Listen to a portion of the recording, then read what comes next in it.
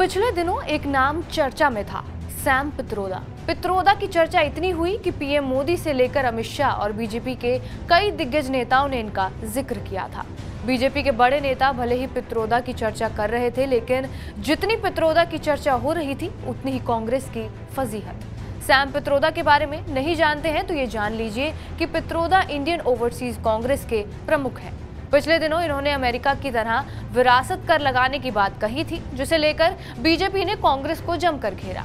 कांग्रेस ने पित्रोदा के बयान से खुद को अलग कर लिया और बाद में सैम पित्रोदा ने भी वही कहा जो अक्सर नेता बवाल मचने के बाद कहते हैं, मेरे बयान का गलत मतलब निकाला गया।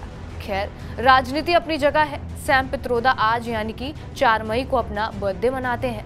अक्सर अपने बयानों से सुर्खियां बटोरने और कांग्रेस के लिए मुसीबत खड़ी करने वाले पित्रोदा की राहुल गांधी से अच्छी बनती है।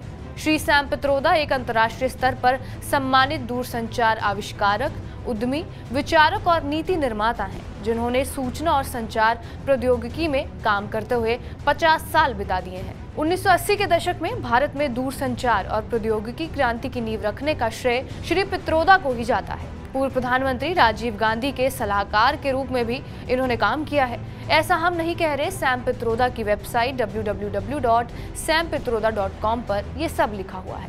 वेबसाइट पर यह भी लिखा है कि सैम पित्रोदा एक सीरियल एंटरप्रेन्योर हैं, मतलब ये कि उन्होंने लगातार कंपनी बनाने का काम किया है। पित्रोदा के पास 20 PhD की डिग्री है, दुनिया में 100 से ज्यादा पेटेंट है और 5 किताब मार्केट में आ चुकी है। बाकी दुनिया की तमाम यूनिवर्सिटी में ये लेक्चर भी दे चुके हैं। फिलहाल अमेरिका के शिकागो में इनका रहना हो रहा है। अब बात करते हैं उस सैम पित्रोदा की जो कांग्रेस में होकर भी कांग्रेस को कई बार असहज कर चुके हैं। इतना कि पार्टी को खुद को सैम पित्रोदा से अलग बताना पड़ता है।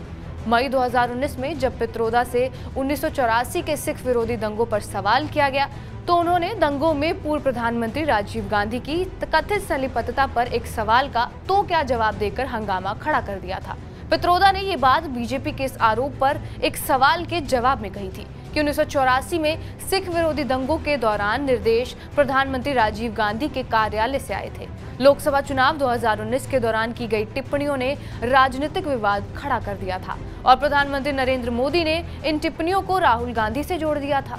राहुल गांधी ने टिप्पणियों की निंदा की और कहा कि पित्रोदा को माफी मांगनी चाहिए। हालांकि पित्रोदा ने बाद में माफी भी मांगी।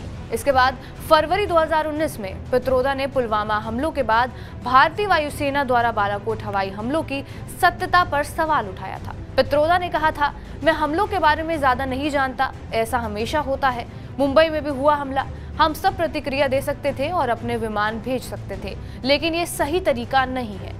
पित्रोदा ने भारतीय वायुसेना के ऑपरेशन का सबूत मांगते हुए कहा, मेरे अनुसार आप दुनिया के साथ इस तरह से नहीं निपटते। पीएम मोदी ने तब भी पित्रोदा के बयान पर प्रतिक्रिया दी थी।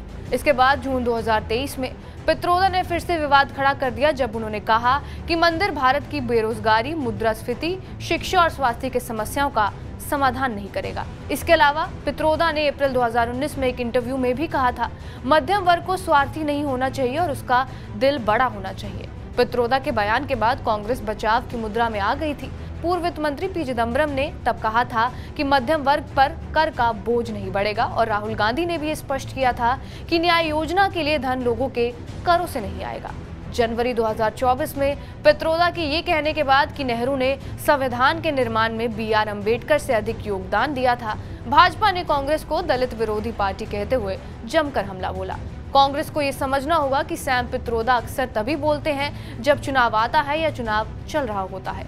2019 में कांग्रेस की स्थिति किसी से छुपी नहीं है। इस बार भी पित्रोदा ने बीजेपी को बोलने का मौका दे ही दिया है। ये ऐसा बयान है जिसे बीजेपी पूरे चुनाव भुनाएगी। बहरहाल आपका इस वीडियो पर क्या कुछ कहना है, हमें कमेंट बॉक्स में जरूर बताएं।